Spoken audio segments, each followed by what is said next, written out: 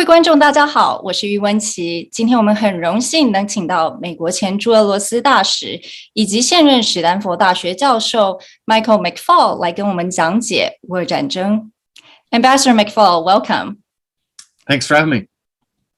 You're one of the world's leading experts on Russia, and were intimately involved in U.S.-Russia relations, both at President Obama's White House and as the U.S. ambassador to Russia from 2012 to 2014. Can you help us understand why did Russia invade Ukraine? And what is inside Putin's head? What is his end goal? Well, first, thanks for having me. Second, those are really hard questions you asked right away. And I'll have difficulty answering, but let me try because they're the most essential questions. First, with respect to why this war and why now, I think there's a common misperception, at least here in the United States, sometimes in Europe, that this was Putin's response to NATO expansion or threat from the West, and that he had to invade. This is what he says on his propaganda channels to stop the West from threatening Russia. I don't think that has anything to do with his real motivations. His real motivation, and let me explain. NATO is a defensive alliance. NATO has never attacked Russia or the Soviet Union. NATO, as an organization I know well, would never attack Russia. That would be crazy to do so.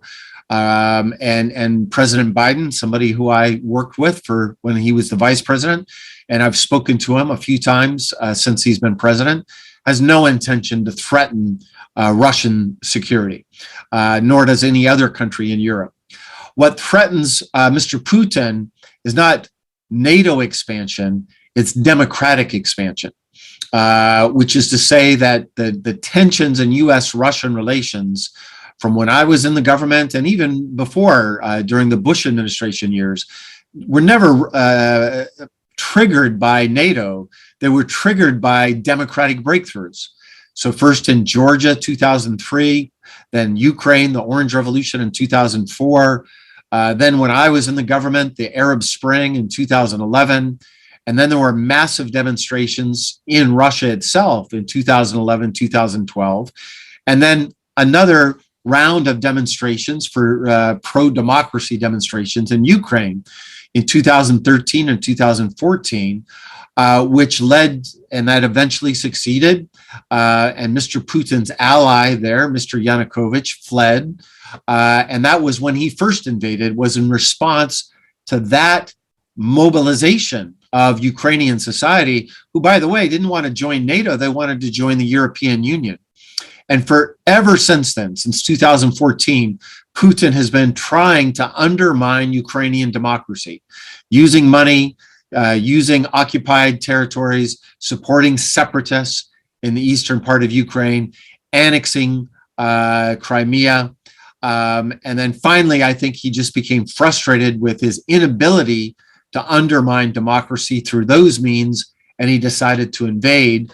And he was very clear about his objectives. He said to denazify the Ukrainian government, so that's a code word for regime change, and to destroy the capacity of the Ukrainian military. Thankfully, he hasn't achieved either of those two objectives yet, but the war rages on. So why is this in Russia's interest? I mean, if he's so concerned about democratic values in Ukraine, that's in another country. Or do you think in his mind, he's still trying to control Ukraine in some way? Both. It's a great question again. Now, from my point of view, my personal point of view, I want to be very clear. I don't think this war is in Russia's national interest. If I were advising the president of Russia, a different president, I would say, why are we invading Ukraine? Why are we killing ethnic Russians? Remember, Putin is killing ethnic Russians, civilians. He's doing very little fighting against the Ukrainian army. He's mostly bombing Russian cities, Ukrainian cities in the east, and that's where the biggest population concentrations of ethnic Russians live. So I don't think that's in Russia's national interest. They're losing lots of soldiers. They're exposing to the world that the Russian military is not as mighty as they claimed to be before the war. And then on top of that, in response, there's been comprehensive, massive sanctions against Russia that is making all Russians worse off. So I think it's very irrational to have invaded Ukraine. And I think it'll go down in history as a great overreach, overextension that will be very detrimental to Russia itself. And by the way, that reminds me of overreach during the Soviet Union days, when in the 1970s, Leonid Brezhnev, the leader of the Soviet Union at the time, had a bunch of wins where it felt like communism was on the march, right? Marxist-Leninist regimes were taking over. They took over in Laos and Cambodia and Vietnam, then Angola and Mozambique, and then finally even in Nicaragua in Latin America. And he thought that history was on his side. And that's when he decided to invade Afghanistan. And that was a giant strategic mistake that helped to unravel the Soviet Union. He overreached. Autocrats overreach. And I see a certain similarity with Putin, right? His first war was in Chechnya. He won that war inside the Russian Federation. Then he invaded Georgia, 2008. Then he attacked Ukraine for the first time in 2014. Then he used his air force to prop up Mr. Assad in Syria and succeeded. And then he overreached in Ukraine, just like Brezhnev did. And I think this will be the beginning of the end for Putinism inside Russia. So I think it was highly irrational for him to launch this war. So in some way, Mr. Putin seems to have misunderstood or misread the situation. But on the other hand, do you think we have also, on the West side, misread or underestimated President Putin? Yes, both are true. Not President Biden, I want to be clear about that. His intelligence services, and I give them a lot of credit, predicted that this war would be big when the rest of the world was saying it wouldn't happen. You know, my impression is that most European leaders didn't expect it to be this big. I don't think Xi Jinping thought it was going to be this big. And they all miscalculated how long the war would go on. I think we did too, by the way, on that. I think we underestimated the Ukrainian military and overestimated the Russian military. And there's a lesson for everybody about that. When you're fighting to defend your territory, it's hard to measure will, right? The will to fight. We can count tanks. We can count soldiers. We can count how much this government spends on its military. But the will to fight when you're defending your own territory, that's something that's hard to quantify. And I think Putin got that really, really wrong. But I do think we underestimated his ability to use his willingness to use force. I think we underestimated his evilness. I want to be clear. I did too. I have been writing articles about Mr. Putin for 22 years. I wrote my first article warning the world about growing autocracy inside Russia back in March of 2000.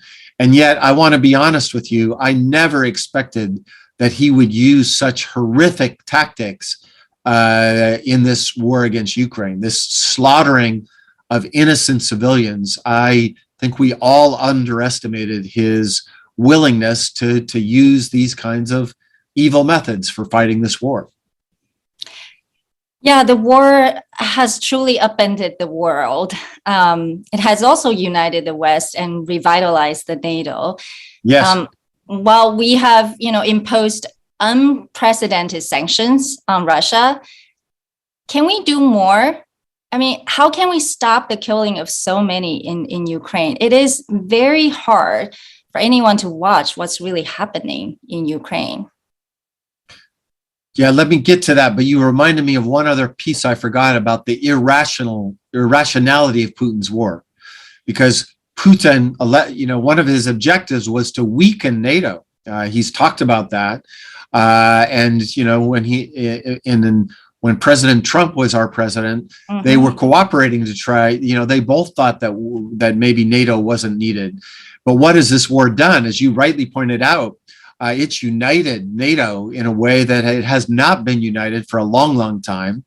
And now there's even talk in Sweden and Finland that they might join NATO. So that's irrational if you're Putin. And I think we need to understand that his strategy is backfiring here. It's not succeeding. But you asked a hard question about what more could be done. My answer to that is I'm very impressed with what President Biden has done to lead the free world in strengthening NATO, putting sanctions on Russia, and giving military assistance to Ukraine. I think it's been very admirable what he's done. And at the same time, I want him to do more every single week. More weapons and more sanctions in particular. This war will only end if there is a stalemate on the battlefield. Right now, there's not a stalemate on the battlefield. Putin is still making gains. And so I think we need to give Ukraine everything that we can so that they can fight to bring a stalemate on the battlefield. And once that happens, then I think you'll see serious peace talks. Yeah, I mean, I think a lot of people are wondering, why is the West sort of sitting and watching while saying the West is providing a lot of support, but not getting involved militarily? And so, there is some cynicism, I would say, especially in other parts of the world, about whether the West is just talking, but not really acting to provide the support. And so that has also created, I would say, some fissures between the West and the rest of the world. So, do you think this is, in some way, the war has made the world even more divided? And you have said that, and we all agree, this has united the West, but this seems to have divided the West from the rest of the world. Yes, it's a great observation. And I would say two things to that point. First, the autocrats of the world have become more united too. I am struck by how supportive Xi Jinping has been of Vladimir Putin. He could have been more neutral. I think he could have staked out a different position, but he's chosen to really support Vladimir Putin. And other autocrats are doing that too. Mr. Lukashenko in Belarus, for instance, you see unity there. And then you see— But you also have India. Well, I was going to get to India. India has been most disappointing to me of all the countries in the world, because India is a democracy. India works with the United States on the Quad, as you know well. President Biden has made a big bet on the Quad, strengthening the democracies in Asia. And yet India, when push comes to shove, has been neutral in this war. I think it's a strategic mistake. And I'm frankly disappointed that India does not understand that what Ukraine is fighting for, it's a war of decolonization. Remember, it was called the Russian Empire. They brought in pieces like Ukraine into their empire. And I would hope that countries like India that fought for their own independence would be more sympathetic to other countries seeking decolonization. That's exactly what this is. This is a case of decolonization or recolonization from the empire. That's what Putin is trying to do. And then in addition to that, you have lots of countries in the Middle East in particular that are just kind of standing and waiting and not taking one side or the other. And I would hope that we would continue to work to help those countries understand that this is not just a fight between two European countries far away. This is a fight between a colonial power and a former colony, and a dictatorship versus a democracy. And if the dictator wins and the colonial power wins, I think that is bad for all democracies in the world and all countries that are fighting against colonialism. That's a compelling argument. Let's come to the economic sanctions. Energy prices are up and inflation rate is at like 8.5% in March in the US, the worst in almost 40 years. So it is a very hard job for President Biden to explain this war to the American people, why they need to make those sacrifices while not really seeing the war ending in sight. And former, U.S. Secretary of Treasury, Larry Summers, whom you probably know, said recently that if this is the worst threat in 75 years of naked aggression, people need to be willing to not have air conditioning or wear more sweaters when the weather is cool. And the U.S. needs to deploy more economic tools. So the ruble is actually in free fall, not sort of this back in the level of pre-invasion. And there should be more Russian bank defaults, more seizures of Russian assets. So this leads to this question. Should the U.S. designate Russia a state sponsor of terrorism means more sanctions? Your view? Yes. I think the United States should. I think other countries should as well. I think tragically, there's not any difference in my mind between watching what Putin is doing, using his weaponry, his killing machine to slaughter civilians in Mariupol, and what Al-Qaeda did to my country on September 11th, 2001. The only difference is one is a state and one's not, but the methods are very similar. So I think that is legitimate. I'm not a lawyer. I'm not a legal expert, but on the policy side, I think that is the case. And secondly, to the point about what Larry Summers meant, I agree. I think we need to sacrifice more to help the Ukrainians win this war. And I think politicians need to make those arguments, and they need to lead on those arguments. I sometimes say politicians react to polls, leaders shape polls.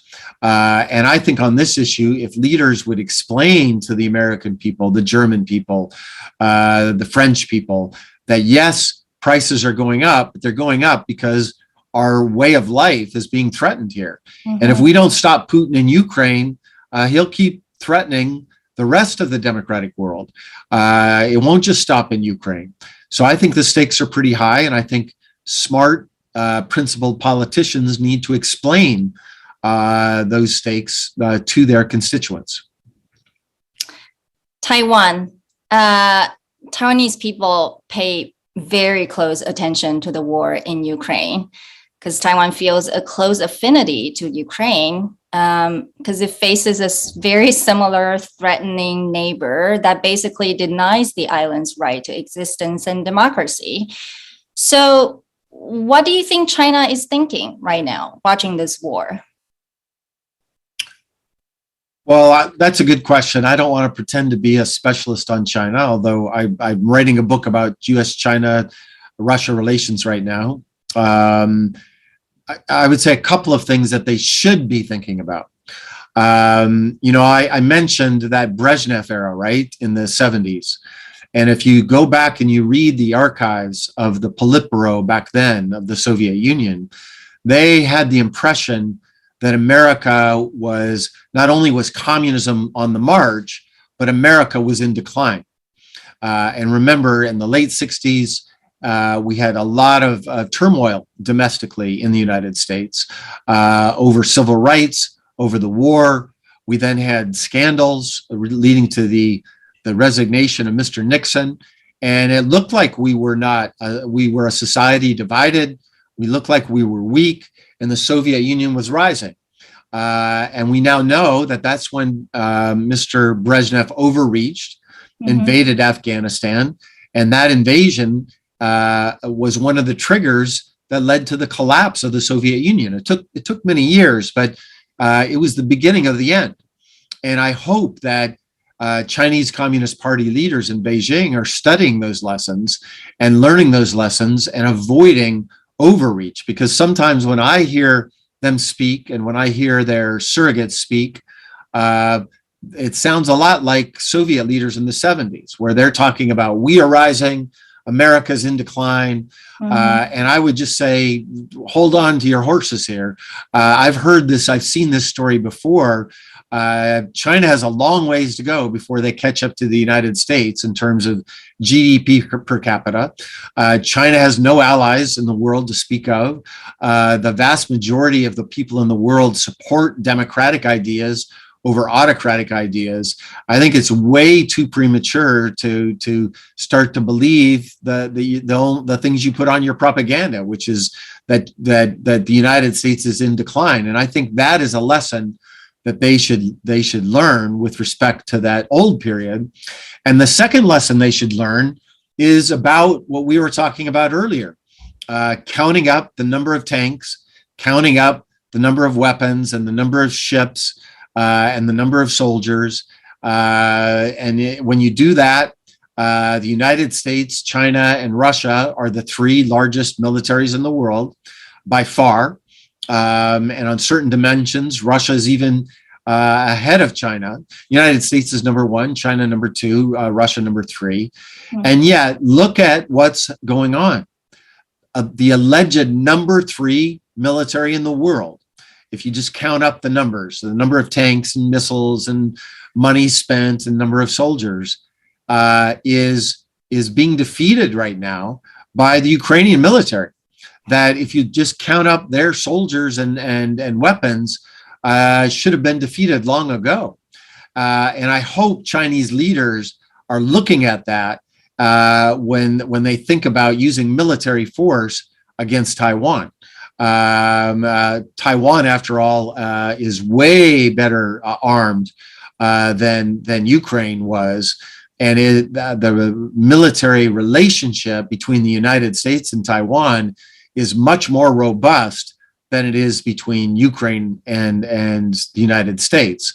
And then the second lesson I hope Chinese leaders are watching is what's happened with respect to sanctions. It's been, the sanctions have been amazing. 500 companies have pulled out of Russia. 500 mostly Western companies have pulled out of Russia. And remember, Russia is an economy that is way less integrated than the Chinese economy is in the international world. And number two, they have a direct source of income, the export of oil and gas, that China does not have. And yet, these sanctions are having a big effect on the Russian economy. And I hope Chinese leaders are looking at the solidarity you've seen around the world for sanctions and doing the calculations. In my view, Mr. Putin grossly miscalculated. He thought it was going to be an easy war. He thought the West would not unite, and he didn't expect the sanctions. And I hope that Chinese leaders are studying those very important lessons as they unfold. Yeah, it certainly has gotten more attention to what's going to happen in Taiwan. So the White House also just announced another round of military arms sales. So last question, how would the war end in your prediction? Wars tend to end in just two ways. Either one side wins or there's a stalemate on the battlefield. I do not see a scenario where Russia can win anymore. They don't have enough resources. They don't have enough soldiers left. They cannot occupy all of Ukraine. And if they tried, they would be fighting a partisan war against their soldiers for years and decades to come. So I don't see that happening.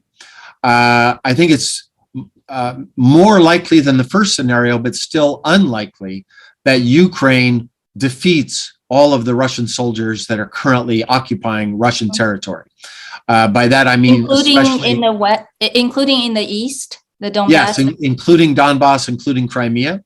I think it's more likely than the first scenario of Russia winning.